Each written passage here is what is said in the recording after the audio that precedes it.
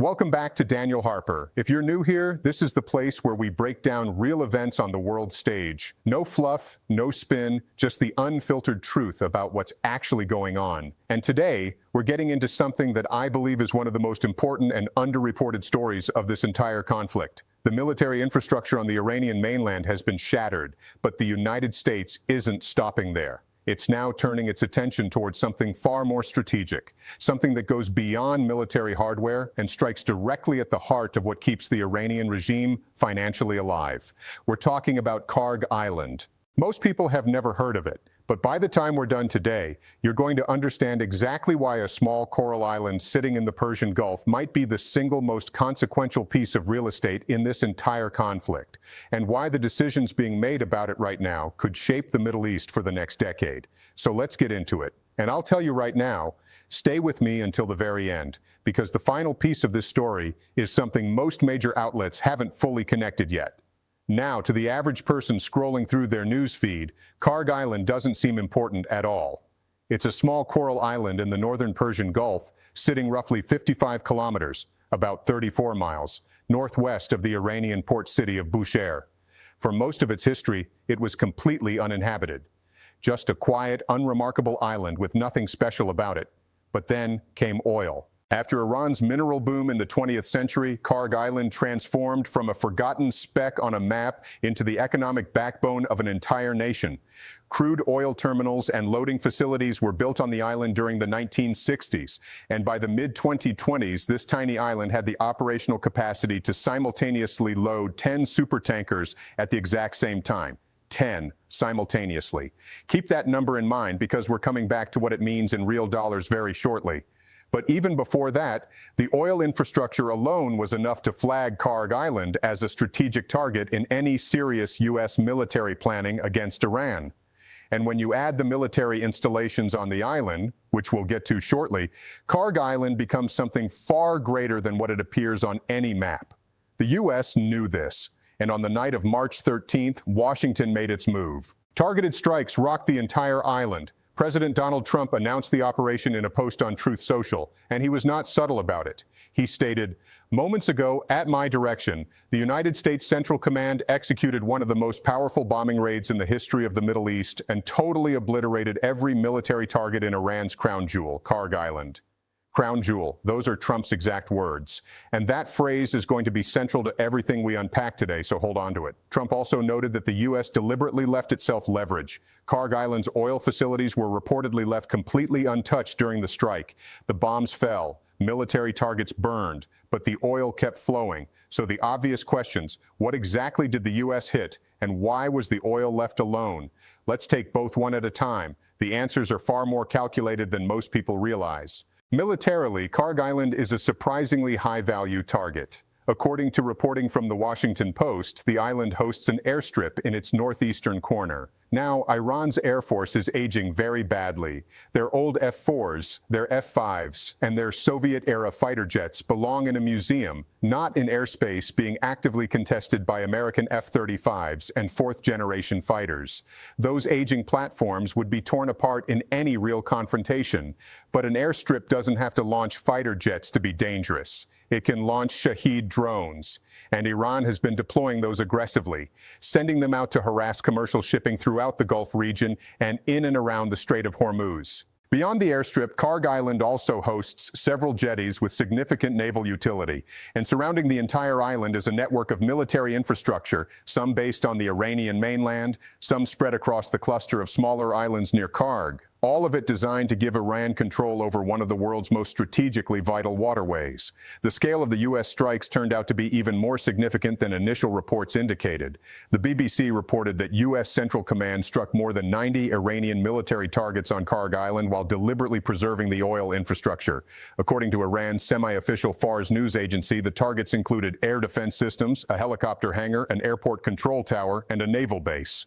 You would expect 90 military strikes to produce a significant number of casualties, but Iran's deputy governor of Bushehr province publicly claimed that no military personnel, no oil company employees, and no island residents suffered casualties in the attack, and that all sectors were continuing their routine activities without interruption. How accurate that is on the military side remains to be seen. But on the oil side, the island does appear to be functionally untouched. And that, as we're about to get into, was entirely by design. Here's where the real story begins. When Trump calls Kharg Island the crown jewel of Iran, he isn't being poetic, he's being precise, because Kharg Island is the engine that keeps the Iranian regime financially alive. Iran holds roughly 10% of the world's proven oil reserves, estimated at around 286 billion barrels as of 2024, according to the BBC. Add approximately 15% of the world's proven natural gas reserves, and you're looking at one of the most resource-rich nations on the entire planet. But all of that wealth has to move somewhere. It has to be extracted, transported, loaded onto ships, and sold. And approximately 90% of Iran's entire crude oil export capacity flows through one single place, Kharg Island. The island is connected to the Iranian mainland by a pipeline continuously pumping enormous quantities of crude oil every single day. Supertankers, each capable of carrying up to 85 million gallons of crude oil, can dock at Kharg Island's jetties because the surrounding deep waters keep these enormous vessels afloat. Those same supertankers cannot dock at mainland Iranian ports. The coastal waters there are simply too shallow. That makes Kharg Island not just important, it makes it completely irreplaceable. Once loaded, those tankers sail directly into the Strait of Hormuz and off to buyers around the world. And Iran's biggest buyer, by a massive margin, is China. Reuters reports that over 80% of Iran's oil exports go directly to China, approximately 1.38 million barrels every single day. The U.S.-China Economic and Security Review Commission estimated that Iran sells this crude at a discount of about $9 below the 2025 market benchmark of $69 per barrel. Now let me do the math on that because the numbers here are genuinely staggering. At roughly $60 per barrel, Iran generates approximately $82.8 million per day just from oil sales to China. Across a full year, that's over $30 billion annually from one single customer, and 90% of that flows through Kharg Island. That is why Trump calls it the crown jewel. That is why choosing to strike the military infrastructure while leaving the oil infrastructure intact is such a precise and calculated decision. The U.S. didn't leave the oil alone because it couldn't hit it. It left the oil alone because keeping that infrastructure standing gives Washington the most powerful piece of leverage it has left to play. And here's where I want to pause and ask you something, because I genuinely want your take on this. If the United States has the ability to cut off 90% of Iran's oil revenue overnight with a single decision, do you think they should pull that trigger, or does striking Kharg Island's oil infrastructure risk triggering something far more dangerous and unpredictable? Drop your answer in the comments right now. I read every single one, and I want to hear exactly where you stand. So why hasn't the U.S. moved to destroy Kharg Island's oil infrastructure? Trump addressed this directly in his Truth Social post. He wrote, "Our weapons are the most powerful and sophisticated the world has ever known.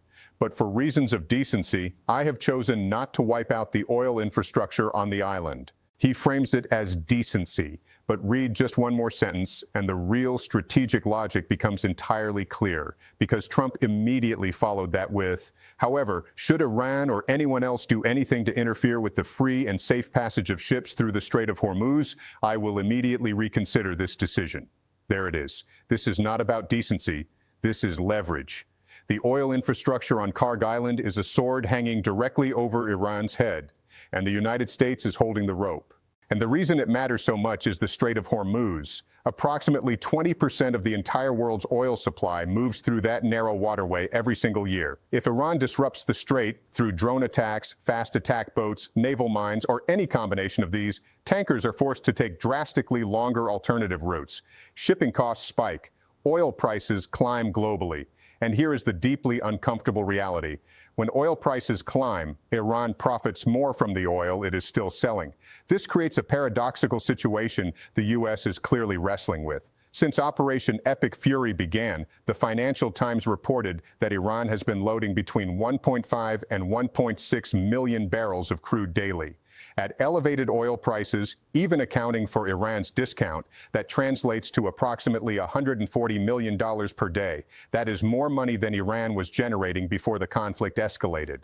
The Guardian made this uncomfortable reality explicit. Kharg Island, even after the initial wave of U.S. strikes, is still enabling Iran to generate sums of money that are larger than they would have been had the U.S. never attacked at all. On March 16th, The Guardian reported that Brent crude, The international oil price benchmark rose 1.8% in early trading, hitting $74.98 per barrel, after having already briefly topped $100 the previous week for the first time since Russia launched its invasion of Ukraine. Every escalation in the Strait of Hormuz pushes that price higher, and every time the price climbs, Iran's regime gets a bigger financial cushion. This is the core strategic dilemma facing the Trump administration right now, and it does not have a clean or easy solution. U.S. Secretary of Defense Pete Hegseth addressed the situation directly during a briefing on March 13th.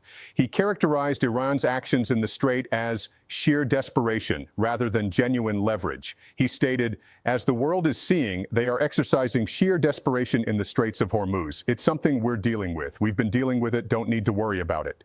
Hegseth also stated there was no evidence of Iran laying naval mines in the Strait, which would be another way to disrupt commercial shipping well beyond what drones and fast attack boats alone can achieve.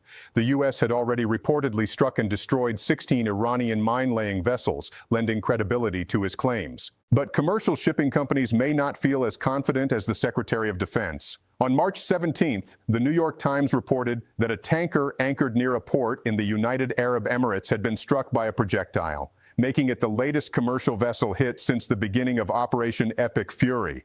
The outlet noted it was the first such attack in 5 days, but the fact that it happened at all says something important. Iran has not taken Trump's warning to heart. The Strait of Hormuz is not clear. Ships are still being targeted. U.S. calls to European allies to help secure the strait have been largely rejected. Those allies have signaled they have little appetite for being pulled into a conflict they believe has limited relevance beyond the oil price disruptions it is causing their economies. So the situation is sitting at a genuine tipping point. Iran is still operating in the strait. The U.S. is still holding back on the oil infrastructure. And something at some point has to give. Which brings us to the final piece of this story, the part I promised you at the start. Because destroying Kharg Island's oil infrastructure is not actually the most extreme option the United States currently has on the table. According to reporting from the Jerusalem Post, the U.S. is actively considering seizing Kharg Island outright, not bombing it, not destroying its oil infrastructure, physically taking the island away from Iran. Axios added that the Trump administration had been discussing this option since at least March 7th, days before the initial strikes were even launched, and that single detail reframes everything about the opening military moves on Kharg Island. Those strikes were a warning, yes, but they may have also been deliberate groundwork, a systematic dismantling of the island's defensive capabilities in preparation for a physical seizure that Iran would have virtually no ability to stop or reverse. The BBC confirmed that a seizure scenario is a very real and distinct possibility, and that a concept of operations, a formal military planning document covering exactly how such an operation would be executed, has already been drawn up by U.S. military planners. Think about what the U.S. has already accomplished. Air defenses on the island, suppressed. Military infrastructure, destroyed across more than 90 targets. Intelligence gathering, ongoing through flyovers by fighter jets, helicopters, and surveillance drones, including the MQ-9 Reaper. The conditions for an amphibious or airborne insertion have been methodically created. One scenario that the BBC raised involves Delta Force operators airlifted onto the island by helicopters launching from the coast of Kuwait. That flight would take roughly 70 minutes one way. Factor in loiter time and the return, and you're looking at approximately 3 hours of airborne operation, requiring air-to-air refueling, since landing on the ground would expose forces to contamination risks. This aerial approach would sidestep Iran's most dangerous capabilities: ballistic missiles, anti-ship missiles, coastal mines, but those helicopters would still be exposed to Iranian drone attacks, and Iran would have more than an hour to prepare. But there's a second and far more concrete option, one that goes well beyond speculation. Right now, approximately 2,500 U.S. Marines are en route to the Middle East as part of an amphibious assault group that includes the USS Tripoli. These Marines are members of the 31st Marine Expeditionary Unit. These are America's all-purpose rapid response forces. They were among the very first boots placed on the ground in Afghanistan back in 2001. They are built specifically for rapid insertion, crisis response, and amphibious operations. Exactly the kind of mission that seizing Kharg Island would require. If Hegseth's assessment is accurate, if there are genuinely no mines in the surrounding waters, then an amphibious landing on Kharg Island becomes operationally feasible in ways that it simply wasn't before the initial strikes. The deployment of these Marines suggests the U.S. may already be positioning that option for immediate execution the moment Iran crosses Trump's line. Whether 2,500 Marines is a sufficient force for the full operation is a real question. Security specialist Francis Galliano at Villanova University estimated that taking and holding Kharg Island would require closer to 5,000 ground combat troops. The U.S. is currently sending half that number, which either means additional forces are already being prepared to follow, or the final shape of the operation is still being determined behind closed doors in Washington. And that brings me to my second question for you today. If the U.S. Marine Expeditionary Unit actually lands on Kharg Island and physically seizes it from Iran, what do you think happens next?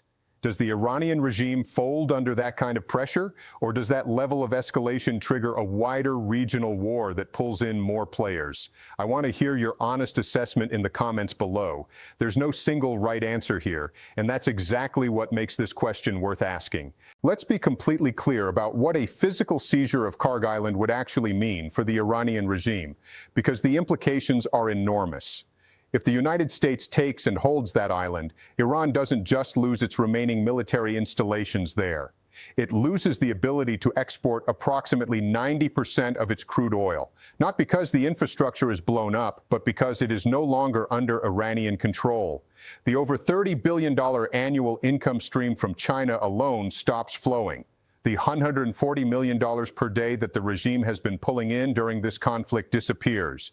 An economy already ground down by years of international sanctions and now absorbing the pressure of a sustained U.S. military campaign would face a collapse from which recovery would take years. And here is what makes this option strategically elegant. The U.S. doesn't have to destroy another thing. No more bombs, no more oil price shocks from destroying infrastructure. They simply hold the island. The terminal remains physically intact. It just no longer serves Iran. The groundwork for exactly this scenario has already been laid. The air defenses are gone. The military infrastructure has been reduced to rubble across more than 90 targeted sites. U.S. air power can suppress Iranian responses from the surrounding islands and from the mainland. The Marines of the 31st Marine Expeditionary Unit are already moving toward the region. What happens on Kharg Island in the days and weeks ahead may very well determine whether the Iranian regime survives this conflict at all. The regime is already struggling to absorb the pace and precision of America's military responses. After Iran struck 3 merchant ships in the Strait of Hormuz, the U.S. responded with strikes that crippled Iran's naval assets within hours. The destruction of 90-plus targets on Kharg Island was a message. The deployment of 2,500 Marines heading to the region is another message. The only question now is whether Iran's leadership is actually listening. This is one of those stories where the situation shifts every single day, and the decisions being made right now will have consequences that play out for years. If you want to stay on top of it, if you want someone cutting through the noise and breaking down what's actually happening, then the Daniel Harper community is where you want to be. Hit subscribe, turn on notifications, and you won't miss a single breakdown. It genuinely helps get this analysis in front of more people, and I appreciate every one of you who has already done it. Before you go, though, I asked you 2 questions today, and I really do want your answers. Should the U.S. pull the trigger on Kharg Island's oil infrastructure? And if the Marines actually land and take the island, what happens next? Get in the comments and tell me. These conversations are honestly the best part of what we do here, and your perspective matters more than you might think. Thank you for being here with Daniel Harper. Stay sharp, stay curious, and I'll see you in the next one.